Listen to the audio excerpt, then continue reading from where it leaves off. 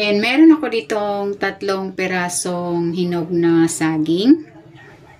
Lagay muna natin dito sa bowl.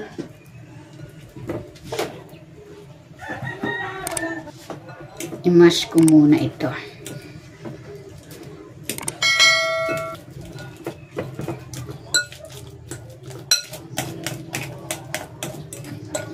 Ayan, okay na itong saging.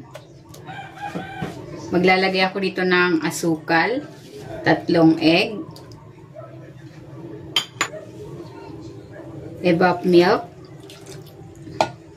at ng vegetable oil. Then, hahaluin ko ito.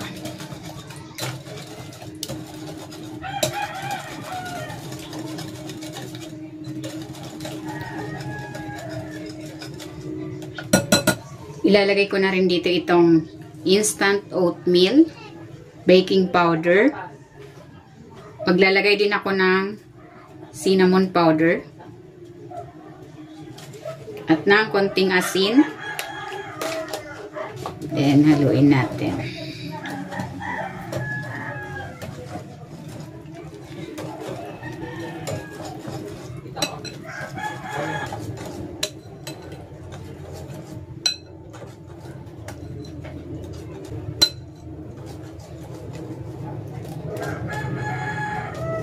Maglalagay din ako ng cracked peanuts,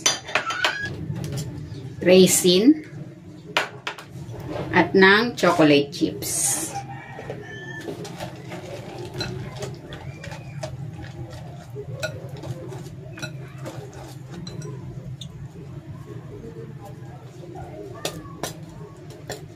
Pwede na natin itong i-transfer sa pan.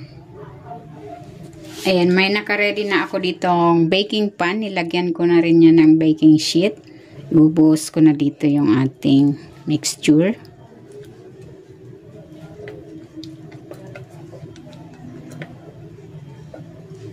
Maglalagay ako dito ng raisins.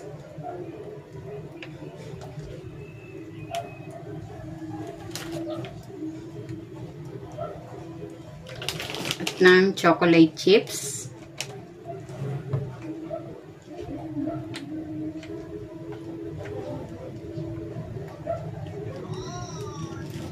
At ng cracked peanuts.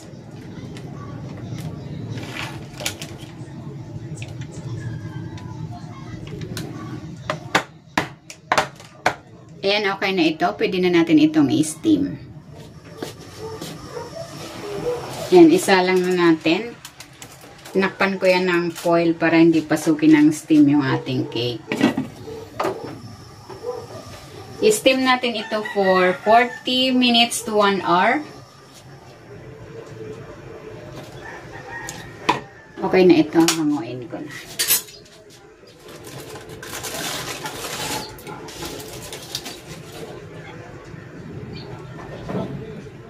Ito na. Ready na itong ating steamed banana oatmeal cake.